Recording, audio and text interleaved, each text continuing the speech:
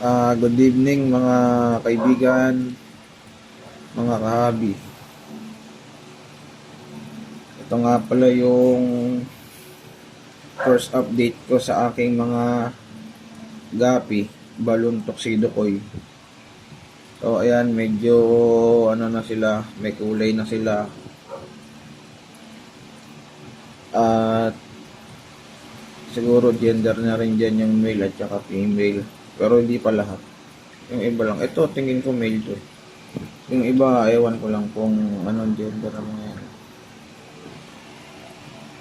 So, ito ang update. Abangan natin sila hanggang sa maging breeder na sila. Dahil bala ko magparami ng mga balloon tuxedo koi.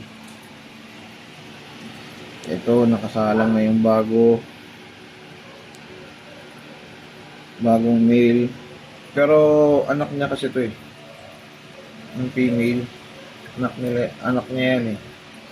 Tapos yung tatay ng mga to, ayan, yung nandyan. Ito ring tatay ng mga to, nandyan din. At ito naman, bagong male. Susubukan natin kung mahusay ba magparami. Yan. Nag-iisang female ko na lang kasi yan. Wala eh, no choice. Soon, dadami rin yan. Tsaga-tsaga lang. So, yun lang guys. Update ko lang kayo sa first update natin dito sa balloon tuxedo koi gapi. So, yun lang. Housekeeping. Peace.